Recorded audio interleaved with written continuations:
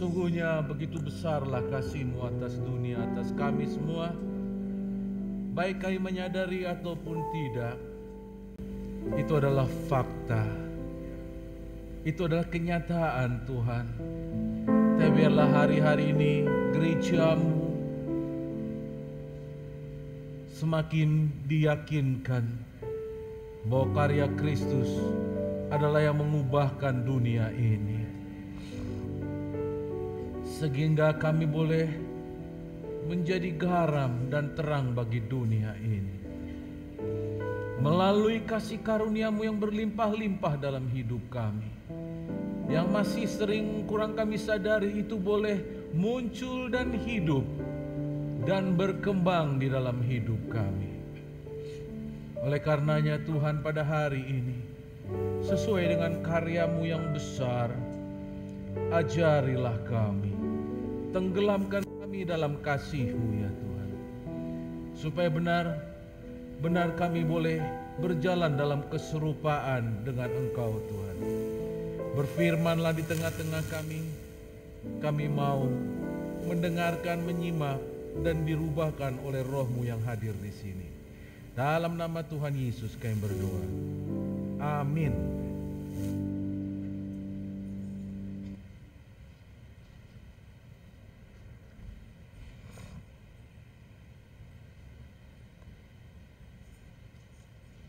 Shalom saudaraku.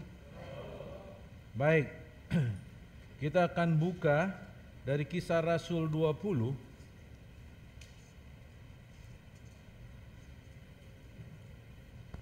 Ada beberapa ayat nanti kita akan baca.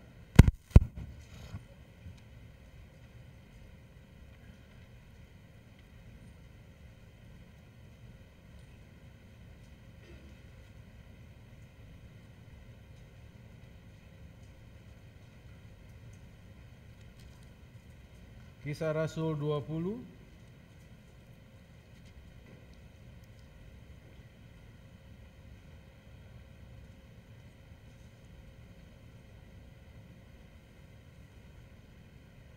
mulai ayat 21 sampai dengan 26. Kemudian nanti Titus pasal yang kedua.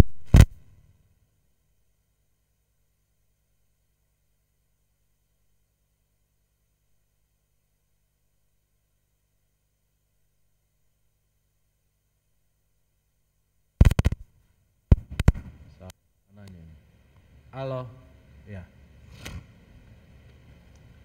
Saudara yang kekasih, Paulus mau mengungkapkan apa pengenalan dia akan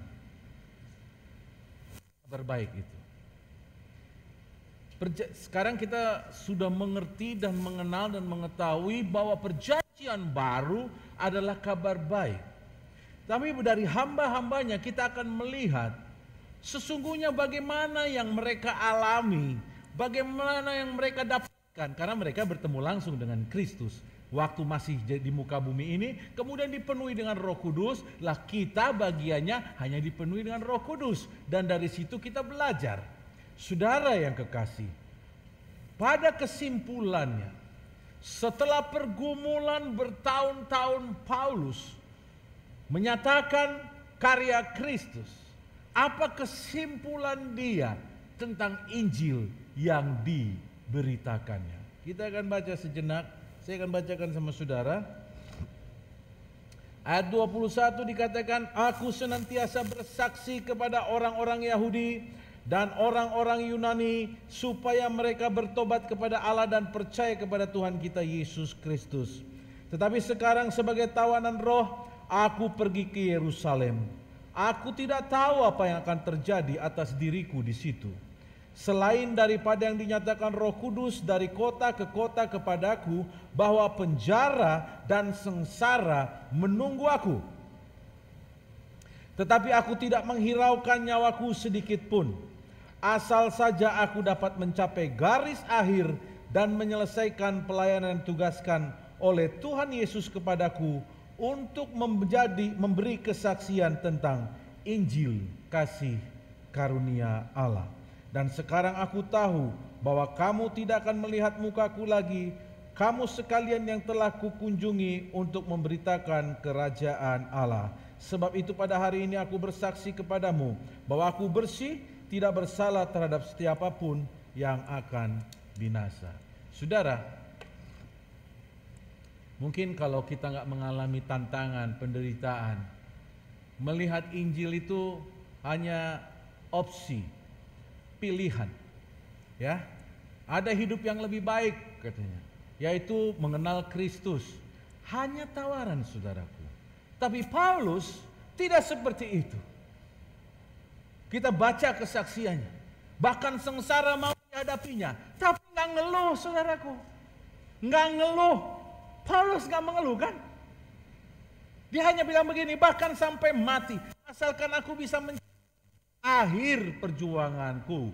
Ya. Kepadaku dipercayakan berita kesaksian tentang Injil. Injil apa? Injil apa di sini katakan? Injil kasih karunia. Kesimpulan Paulus melihat Injil ini adalah Injil kasih karunia.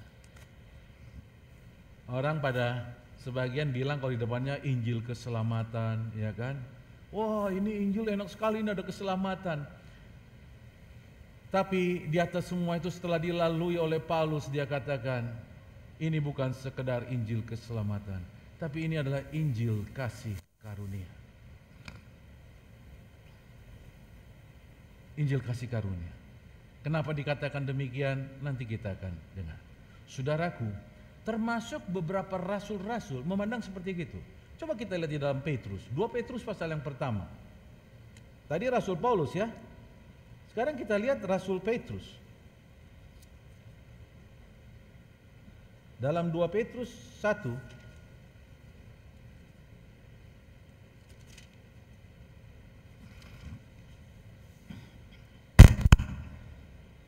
ayat 1 sampai dengan 3 katakan demikian.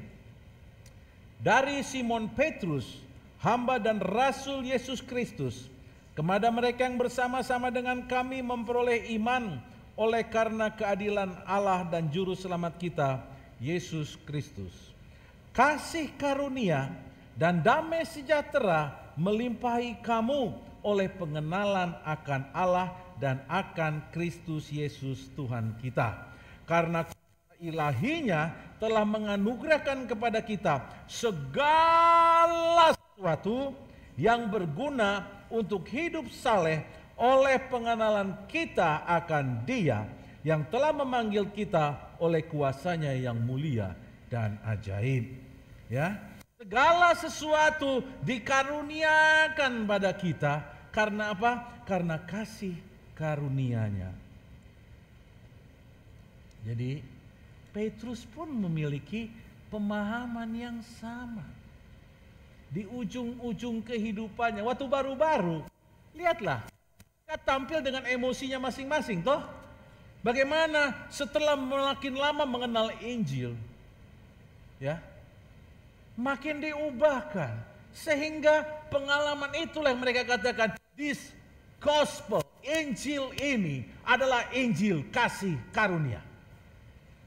Paulus termasuk orang letterly yang keras ini, seorang Farisi, ya. Dia pokoknya kalau ini ya udah ini. Tetapi bagaimana Tuhan bisa mengubahkan? Petrus memiliki karakter yang lain lagi, saudaraku. Saudara bisa akan melihat di dalam kitab Alkitab ini bagaimana perangai Petrus. Tapi bagaimana Tuhan mengubahkan? Bagaimana Tuhan mengubahkan? Sampai dia katakan, bukan karena usahaku, tetapi karena kasih karunia aku diubahkan. Bahkan kepada Paulus dikatakan ketika dia berseru, sampai dia, kenapa dia bisa katakan? Karena dia berseru begini, Tuhan, banyak duri di dalam dagingku, di dalam ini yang menghalangi aku Tuhan, untuk seakan-akan pengen gini-gini dihalangi aku. Tapi Tuhan katakan, hei Paulus, cukuplah kasih karuniaku bagimu, sebab dalam kelemahanmu lah kuasaku menjadi sempurna. Wah, kalau kita datang kepada raja atau kepada orang yang kita pandang dia mampu, Kita dengar, udahlah kamu nggak apa-apa, susah-susah bagus untuk kamu. Sakit hati kita. Karena sudah enaknya kau ngomong begitu sama aku kan. Coba kalau kau alami hidup aku, nggak kayak gitu ngomong kau. Saudaraku, kenapa Paulus tidak ngomong begitu sama Tuhan? Tuhan, karena engkau Tuhan, engkau nggak merasa. Nggak ada kata Paulus seperti gitu. Engkau nggak ngerasa aku sakit kali aku. Bayangin, saya dikatakan, tidak lain daripada ketika aku masuk ke kota-kota, hanya penjara dan sengsara yang kuhadapi. Tapi dia nggak bilang begini, Tuhan kau nggak ngerasa kalau kau di sini kau akan tahu bagaimana sakitnya aku. Tidak, tetapi hatiku bergembira. Asalkan ini, aku bisa mencapai garis akhir perjuangan imanku. Saudaraku, perkataan ini bukan perkataan Saulus, tapi perkataan Paulus yang sudah diubahkan. Sampai akhirnya dia menyimpulkan, ini Injil kasih karunia. Saudara, hari-hari ini ada muncul pengajaran lagi populer. Ini pengajaran kasih karunia. Kenapalah saudaraku ya. Nanti sebentar lagi ada pengajaran tentang kesembuhan. Ada pengajaran ini. Saudaraku, seakan-akan Injil Tuhan itu terpisah-pisah. Ya. Ada kelompok apa? Kelompok pelepasan, kelompok kesembuhan, kelompok pujian penyembahan, kelompok kasih karunia. Sehingga masing-masing punya doktrinnya masing-masing. Kami ini doktrinnya begini loh. Kami ini doktrin seperti begini. Keselamatan harus dipegang, tidak bisa lepasin. Kalau yang ini loose, artinya bisa lepas. Supaya macam-macam. Saudara yang kekasih, ini bukti ketidakdewasaan dan kurang pengenalan akan Kristus. Karena ketika kita mengenal Kristus, fokus kita hanya pada satu. Perbedaan-perbedaan terjadi karena fokusnya lain. Seringkali berita kabar baik itu ditujukan untuk diri kita. Ya. Ditujukan pada bagaimana Tuhan memberkati saya. Bagaimana Tuhan memakai saya.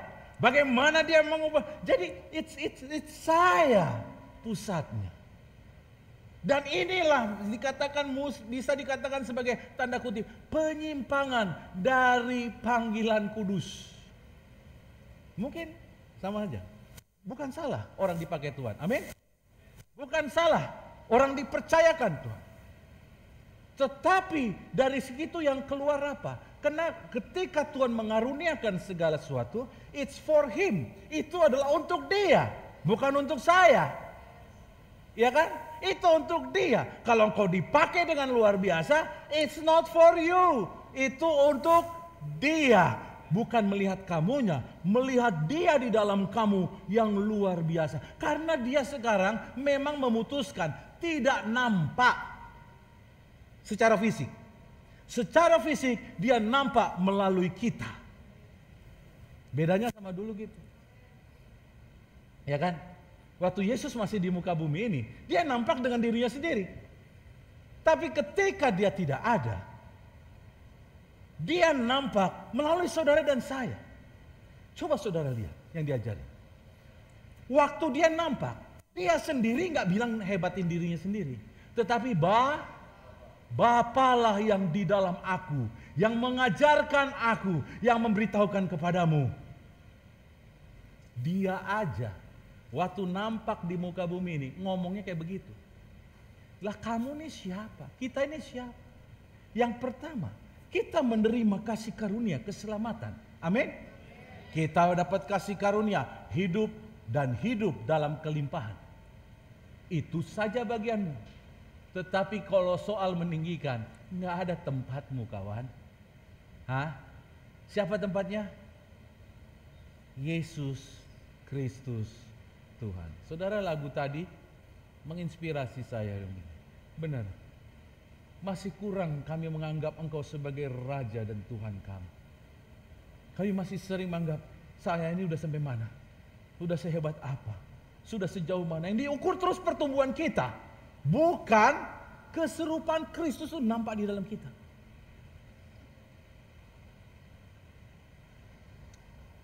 Bahwa kesimpulannya, seluruh Injil pengenalan yang benar adalah Injil kasih karunia. Kapankah dimulai Injil kasih karunia itu? Pada masa perjanjian yang baru. Kapan itu perjanjian baru? Saudara tahu kapan perjanjian baru dimulai? Bukan kitab perjanjian baru. Kitab perjanjian baru dimulai dari kitab Matius kan? Tapi perjanjian baru itu dimulai saat Kristus mau disalibkan. Makanya waktu mau perjamuan, dia bilang, dan cawan ini adalah darah. Materai apa? Perjanjian yang baru. Jadi baru mau turun materai itu. Ya.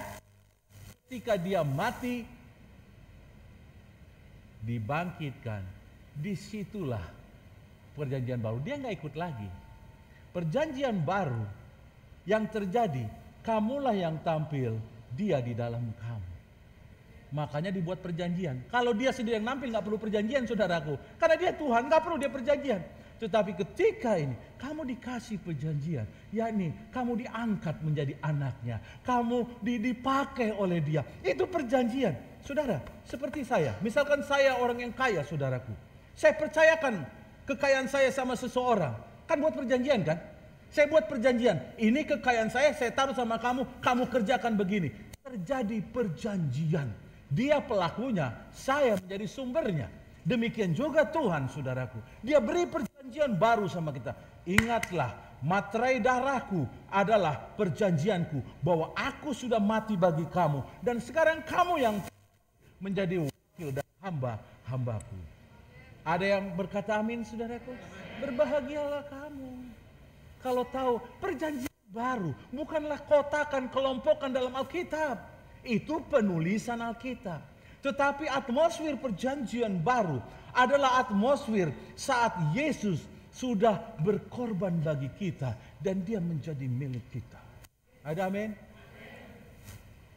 Jadi Injil sepenuhnya doktrinnya adalah kasih karunia. Di dalam kasih karunia ada kesembuhan. Amin. Di dalam kasih karunia ada kelepasan. Amin. Di dalam kasih karunia ada ucapan syukur, pujian dan penyembahan. Di dalam kasih karunia ada pengajar. Semua karena kasih karunia. Karena engkau wakilku, kata Tuhan. Dan ini yang begini. Ini yang suka berhenti. Manusia menganggap Kristus adalah pembawa agama. Karena yang di sekolah diajarin gitu kan. Ya kan? Menyebarkan agama Nasrani. Katanya gitu ya. Ya kan? Jadi disetarakan. Maaf, minta maaf. Di dalam gereja ini tidak boleh seperti begitu. Kalau di luar buku-buku kurikulum boleh, tapi di sini tidak boleh. Kekristenan yang sesungguhnya, maaf, bukanlah agama, tapi itulah kepercayaan kita selamanya. Karena agama, saya ingatkan lagi, agama usaha manusia mencari sesembahannya. Muncullah agama-agama karena ada usaha manusia mencari sesembahannya. Sementara kekristenan adalah usaha Allah mendapati manusia. It's reverse, terbalik. Jadi kamu di sini diselamatkan bukan karena usaha, bukan kayak gitu. Sebab bukan karena usahamu kamu diselamatkan, tetapi karena apa? Karena apa? Kasih karunia. Jadi mulai awal sudah kasih karunia. Ketika kamu hidup diberkati karena kasih karunia, bukan karena berkat itu. Berkat itu adalah bentuk kasih karunia. Seperti gini, saudara. Jangan memandang kasih karunia adalah salah satu bagian dari pelajaran atau doktrin yang perlu kita pegang. Bukan. Kasih karunia adalah Kristus itu sendiri. Contohnya seperti begini. Saudara tahu bernafas? Ya. Bernafas itu bagus, iya kan? Bernafas itu luar biasa. Saya waktu sakit, ini dokter tuh bilang sama saya, padahal udah banyak pakai oksigen ya, bahwa di alam ini sebenarnya banyak sekali oksigen. Selama ini manusia tidak menghargai, ya kan? Ya kan? Bahwa mahalnya, sekarang oksigen kan biaya oksigen mahal ya. Ya kan? Per cc berapa? Ya kan? Waktu dapat casnya mahal tuh. Ternyata oksigen mahal.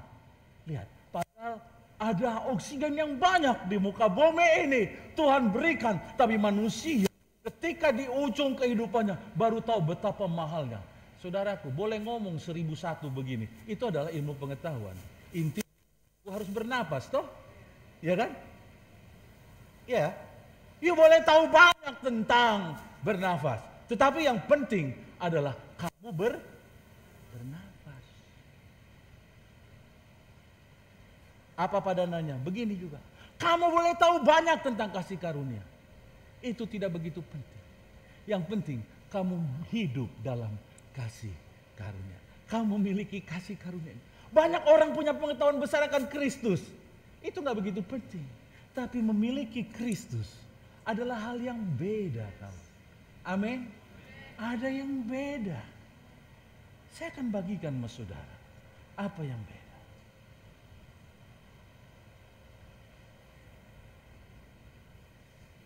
Pikiran ini bisa membantu hati kita berubah, tetapi tidak selalu. Tapi hati ini bisa mengubahkan pikiran ini. Nah, Kristus pertama datang di dalam hati, kemudian dia memperbaharui pikiran. Saudara setuju berdasarkan kebenaran harus mengampuni? Setuju? Saudara baca kan? Kalau engkau tidak mengampuni, maka Bapamu di surga apa? Tidak akan mengampuni. Setuju? Ketika saudara punya masalah dan dihina atau diapain orang, saudara mudah mengampuni?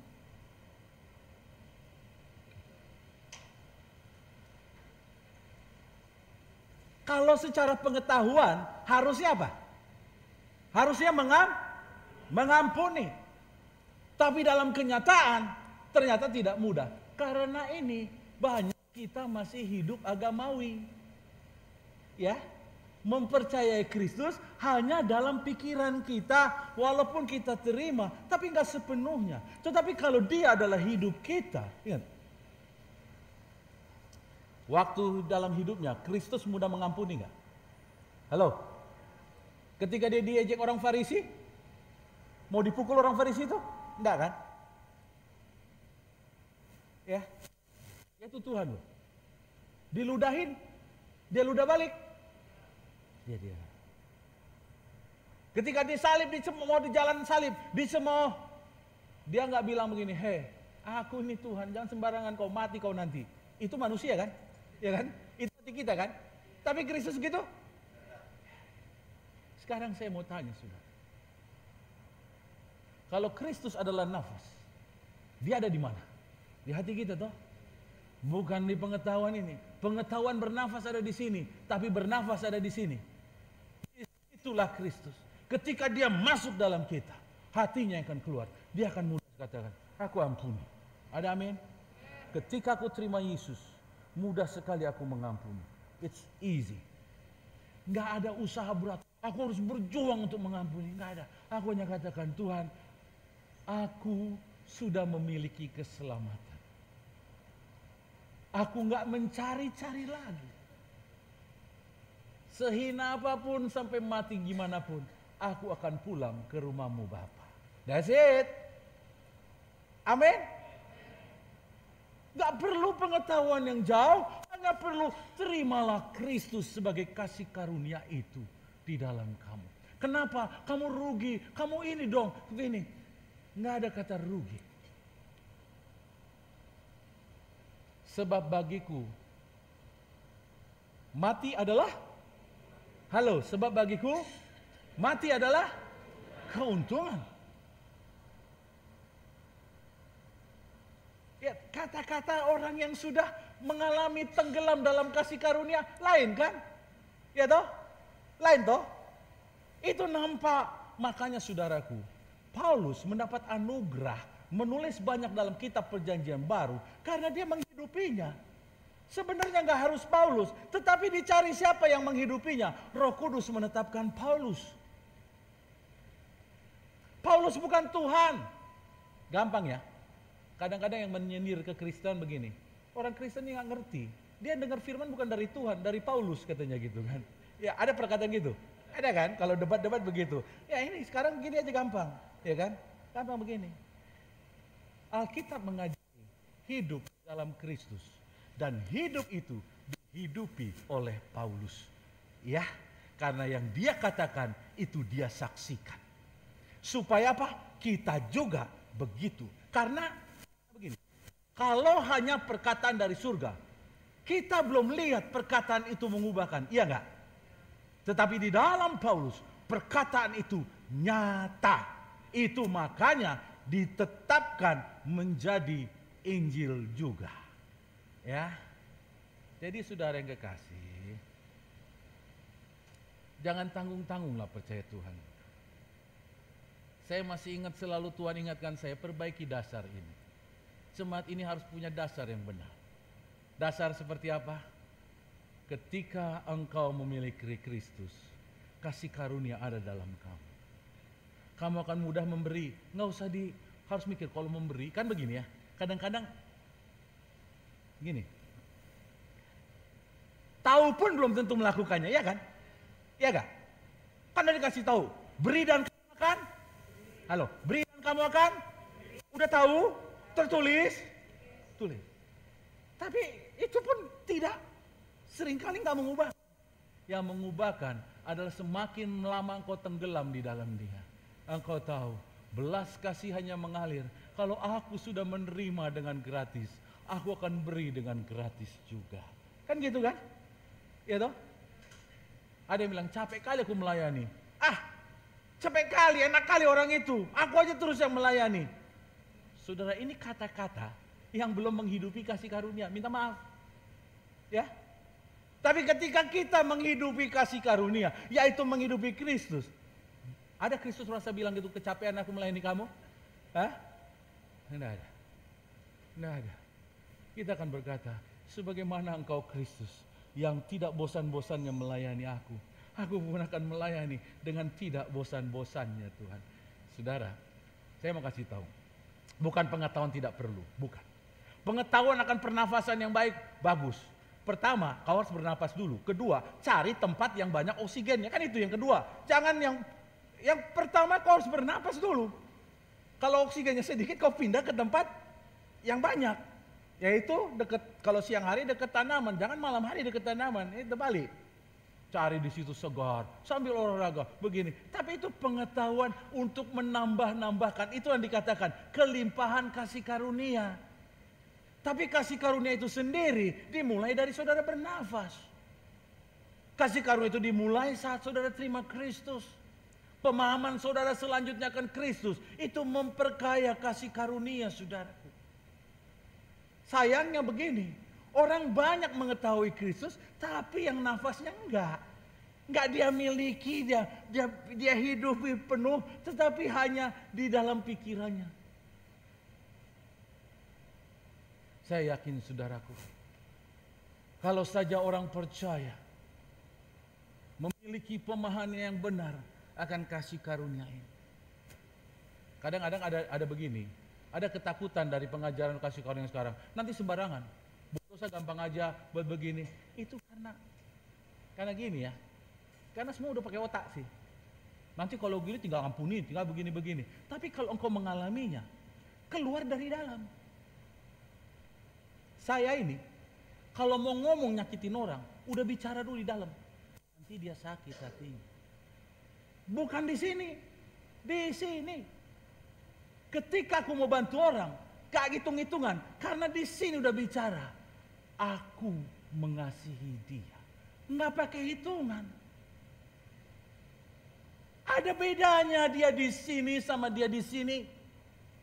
Dia di sini pengetahuan, tapi dia di sini it is life. Mudah mengampuni, bukan datang dari sini. Kalau dari sini mutarnya hitung-hitungan, rugilah nanti. Enak kali dia begini. Ini kalau di sini apa? Dia yang sudah mengampuni aku.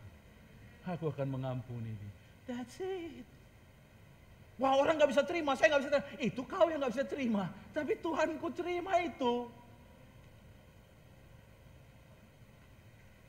Amin. Ya. Makin kita menghidupinya, makin terjadi luar biasa. Kita buka lagi, apa perkataan Paulus pada Titus? Titus pasal yang kedua.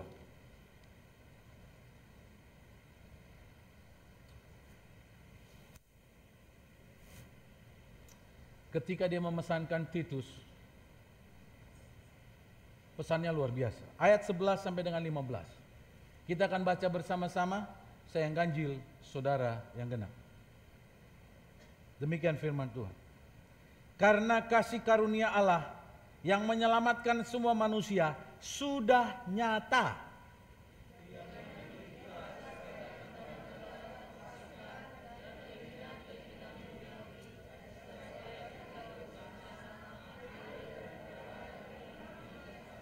Oh, dengan menantikan penggenapan pengharapan kita yang penuh bahagia dan penyataan kemuliaan Allah yang maha besar dan juru selamat kita Yesus Kristus.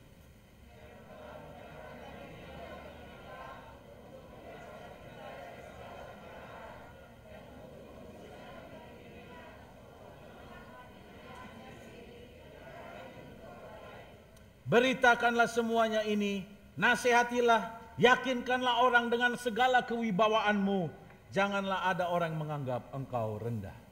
Kau mau jadi hamba Tuhan yang menjadi tinggi di mata Tuhan, jangan engkau menganggap rendah dirimu bahwa engkau adalah wakil Tuhan yang penuh dengan kasih karunia. Ada amin?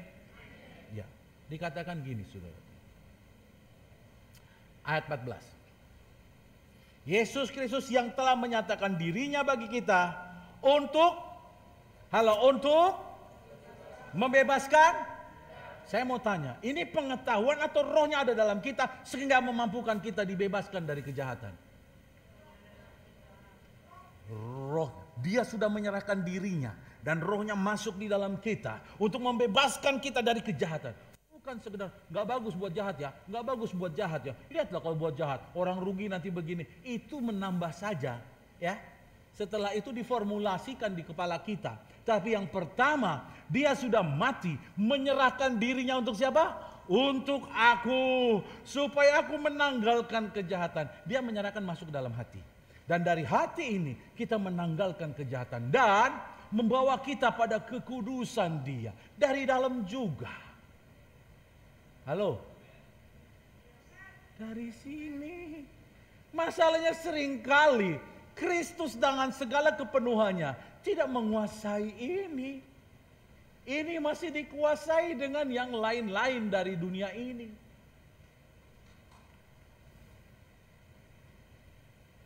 Saya mengajari saudaraku pada hari ini, terlalu luas pengajaran kasih karunia ini. Karena ini adalah hidup. Tetapi sedikit yang saudara dapat pada hari ini, ketahuilah bahwa ini Injil kasih karunia yang memerdekakan setiap orang. Ada amin? Ya. Ya. Kamu harus merdeka. Merdeka dalam kemurahan, merdeka dalam kebajikan. Dikatakan dalam apa? Ya, dalam kebajikan kan? Ini 14 bilang apa nih? Ya. Rajin untuk berbuat baik. Rajin berbuat baik bukan dipikir-pikirin, tetapi itu adalah buah daripada Dia yang tinggal masuk menguasaimu. Yesus Kristus Tuhan. Ada amin? Iya, menguasai kita.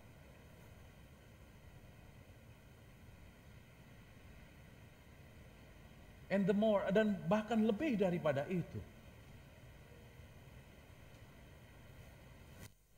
Kalaupun dia bersaksi, akan kelihatan siapa yang ditinggikan dalam kesaksian.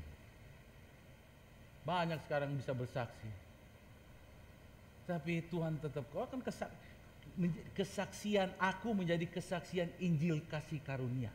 Nah, karena kasih karunia adalah Kristus, jadi aku memberi kesaksian tentang Kristus, bukan diriku. Diriku hanya Allah, yang keluar itu mestinya Kristus.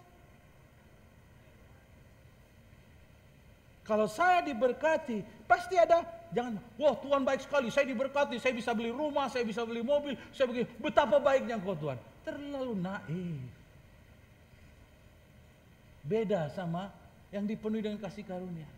Dia beri aku begini-gini supaya aku boleh menampung orang. Karena dia pingin sekali aku ingin menampung orang supaya Kristus nampak di dalam aku. Karena itulah yang dia mau. Aku gak ada apa-apanya. Aku sambut mereka gimana pun pakaian mereka. Aku sambut mereka. Itu perkataan Paulus. Ada amin? Saudara siap menerima dipenuhi dengan kasih karunia itu. Karena jangan salah, bukan dia tidak mau melimpahkannya, ya, karena kelimpahan itu sudah ada dalam dia, hanya nggak terbuka, itu sudah ada dalam dia, kelimpahan ada dalam dia, udah ikut sama dia tuh.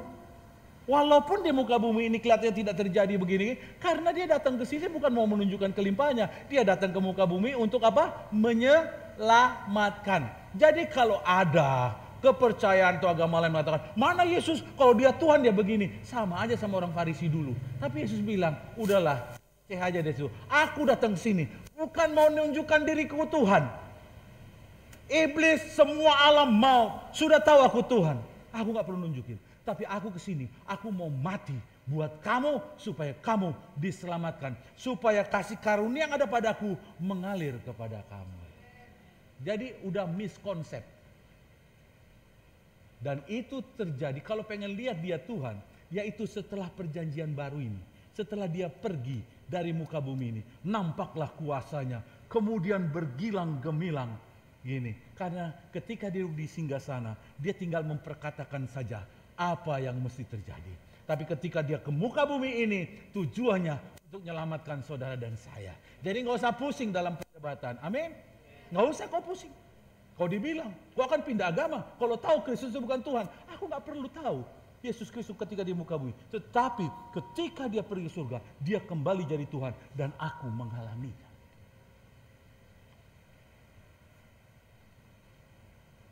Makanya Tuhan katakan bilang begini, Yesus bilang begini, adalah lebih berguna kalau aku pergi. Sebab dengan demikian aku yang satu ini digantikan dengan Roh Kudus yang tinggal pada semua orang. Haleluya. Sehingga semuanya boleh mengalami aku.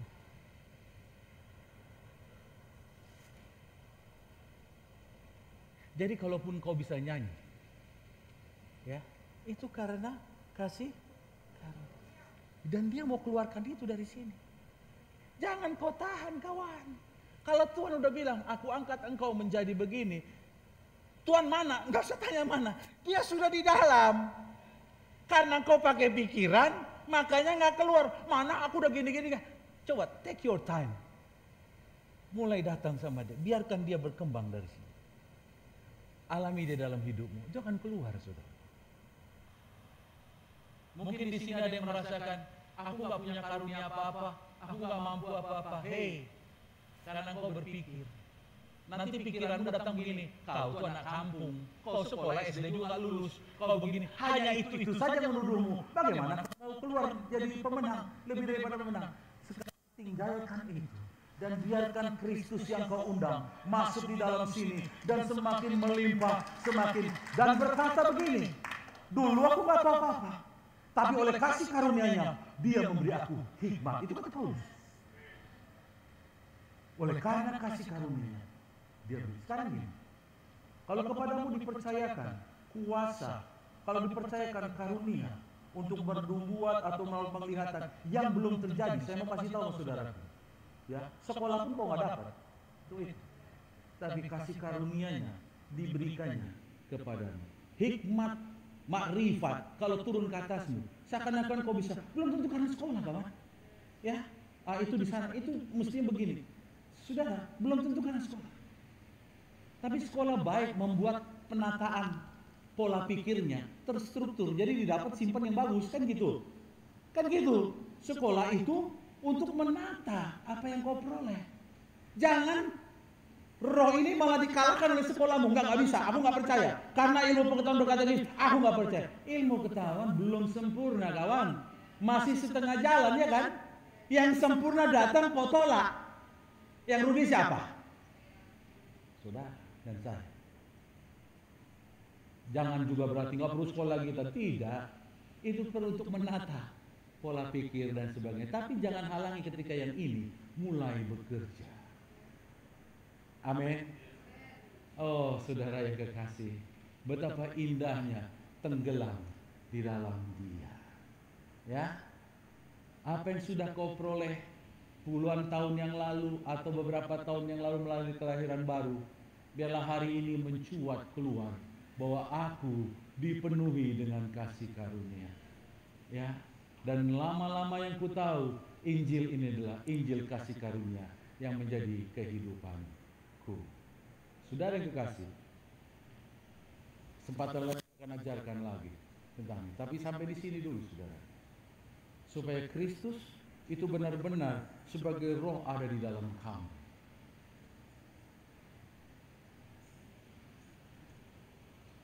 Saya ingatkan ayat yang sudah dibaca tadi.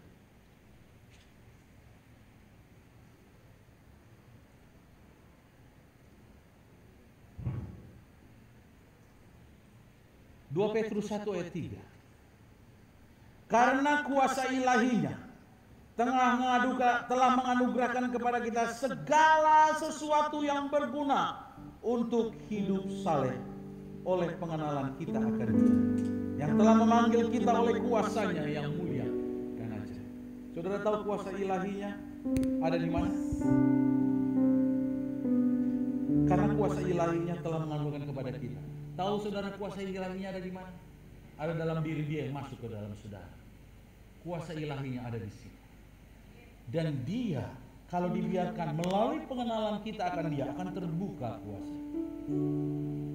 Semakin kita mengenal Dia, terbukalah kuasa ilahinya.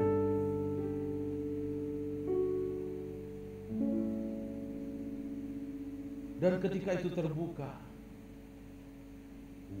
engkau akan dibawa pada kuasanya yang ajaib. Saudara, bagi orang-orang yang sudah percaya dengan Kristus, bukan pilihan kasih karunia, tapi itu adalah paket yang saudara terima. Itu saudara terima. Hanya masalahnya, saudara mempercayai dan saudara ngembang indah. Pada hari ini, sebagai penatua, saya mengingatkan saudara, mendorong saudara, hiduplah dalam kasih karunia. It's free, gratis. Kasih karunia itu lengket di dalam Kristus yang kau terima melalui undanganmu akan Kristus dalam hatimu.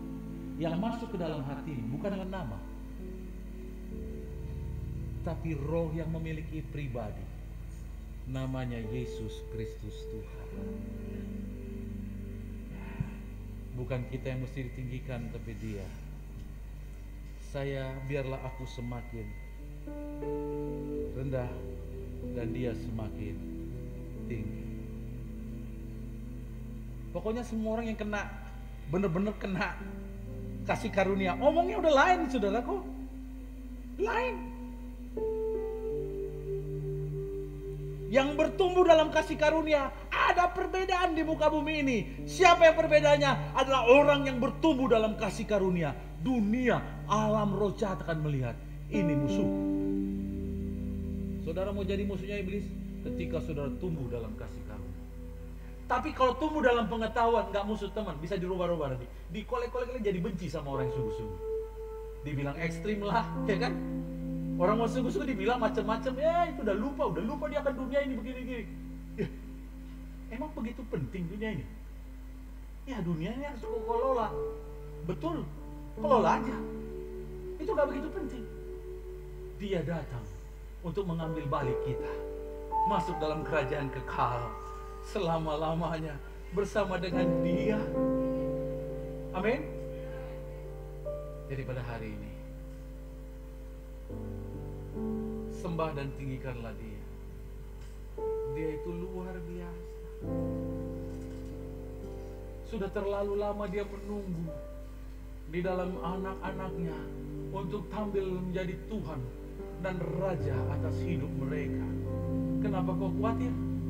Kenapa engkau bimbang? Alamasya, masa pandemik ini adalah ujian.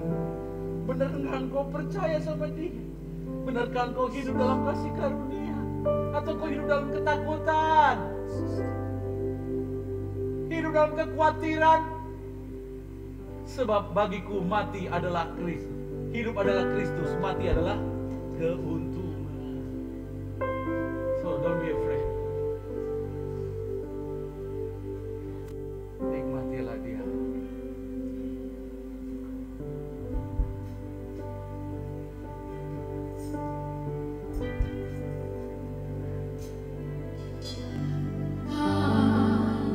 Dan kemuliaan-Mu,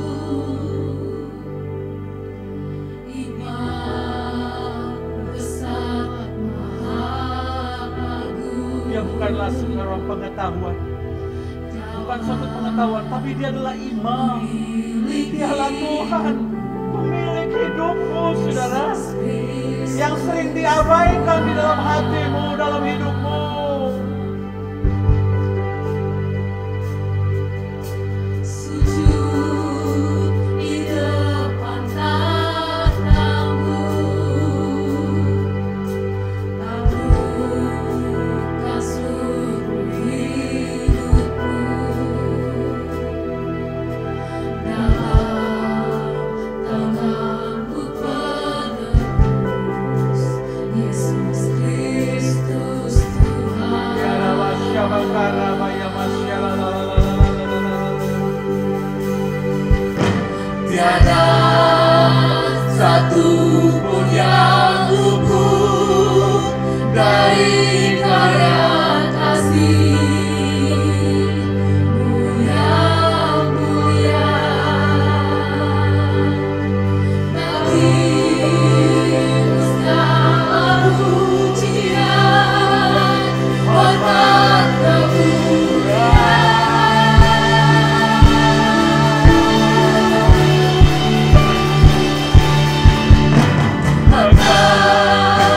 Tuhan ku tinggikan, Dia panggilkan nama Yesus Kristus Tuhan. Datang mulia Aku, datang padaku, selamatkan jiwaku. Selamatkan jiwaku. Begitu besar anugerah-Mu, Tuhan. Sesungguhnya begitu besar kasih karunia yang tinggal di dalam kami, yang mengakui Engkau adalah Yesus Tuhan, dan selama-lamanya semakin mengakui Engkau. Tuhan, pada hari ini, mungkin hari-hari sebelumnya, kurang penghormatan kami kepadamu ya Tuhan. Terhambat penghormatan kami karena kami belum memberikan kebebasan bagi Engkau yang tinggal di dalam hati kami untuk melimpahkan kasih karunia dalam hidup kami dengan kuasa ilahi yang menyertainya. Kami terlalu sibuk dengan dunia ini. Kami terlalu sibuk dengan pertimbangan-pertimbangan perasaan hati kami dan sebagainya. Sesungguhnya perasaan hati kami sudah jadi milik-Mu Tuhan. Harusnya perasaan pula yang ada dalam hati kami. Oh Tuhan, Sujud di depan tatamu, taburkan seluruh hidupku dalam tangan-Mu penebus, dalam tangan-Mu penebus, Yesus Kristus. Tiada satu pun yang luput Tuhan.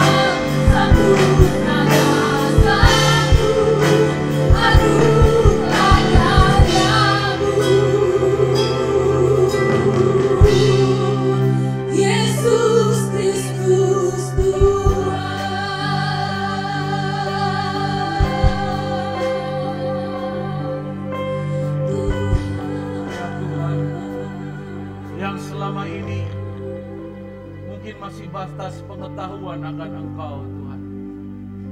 Tapi hari ini Kau mengajarin kami hidup sepenuhnya di dalam kasih karunia yang sudah Engkau taruhkan di dalam hati kami.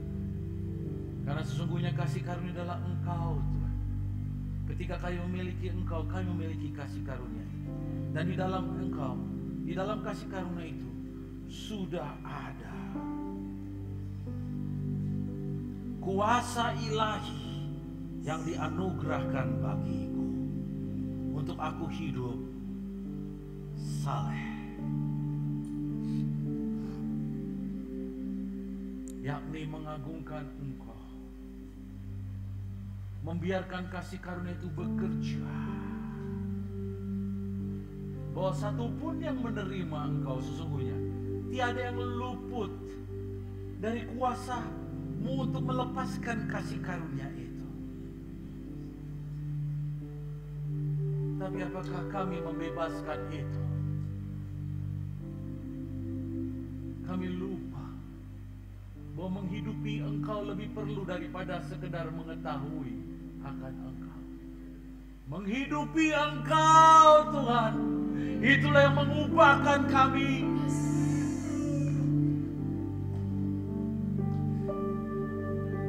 Kami tahu banyak, tapi kami gak ngehidupinnya. Betapa malangnya hidup ini. Daripada hari ini, tiada yang luput dari kasih-Mu Tuhan di tempat ini. Tiada yang luput dari kasih-Mu di tempat ini. Sampai kami bisa berkata, yang ku kehendaki ialah mengenal Kristus dan kuasa kebangkitannya, sehingga aku juga menjadi serupa dengan Dia, bahkan sampai pada kematian.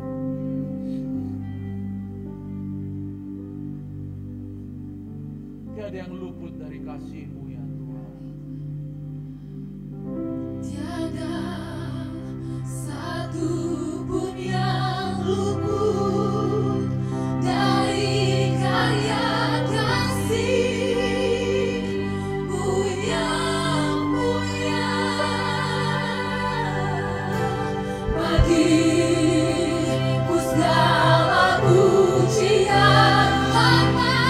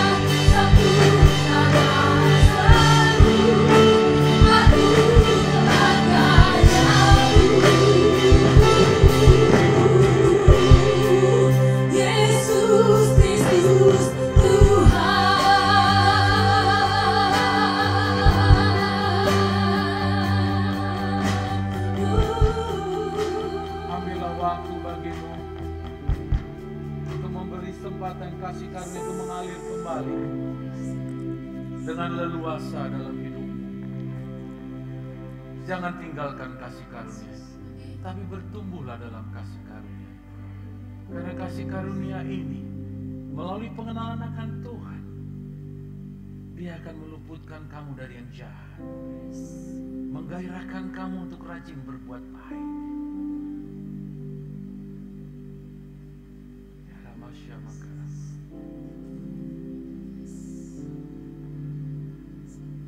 Ya Ramasya Makaram.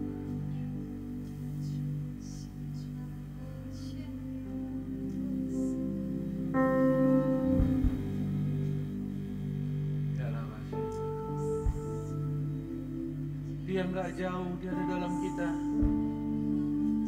Yang ada dalam kita itu penuh dengan kasih karunia. Banyak salurannya. Mau dia lepaskan, saudaraku. Sehingga kita melimpah dalam kasih karunia-Nya. Dia mau lepaskan itu.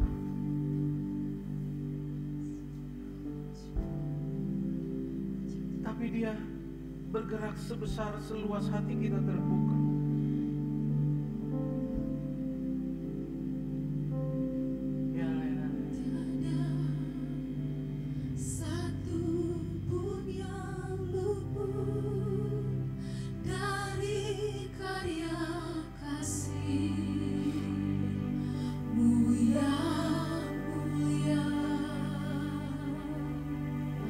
Bagi segala puji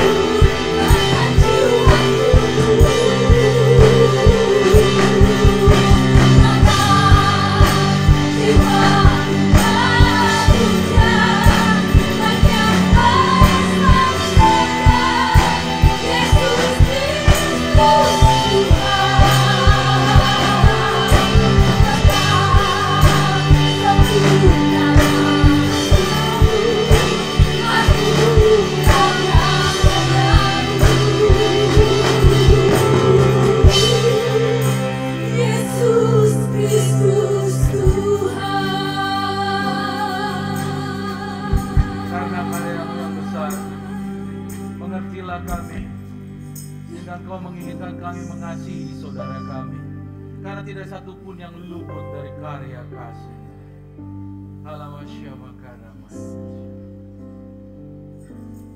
Demikianlah kami berpegangan tangan, bahu-membahu, bagi kemuliaan Raja kami. Dunia akan melihat Yesus Kristus Tuhan adalah yang sesungguhnya Raja, yang penuh dengan kasih karunia yang nampak dalam kami. Haleluya, haleluya, haleluya, haleluya Tuhan. Tuhan, tiada yang layak ditinggikan, tiada yang layak dipuji selain Engkau, selain Engkau Tuhan.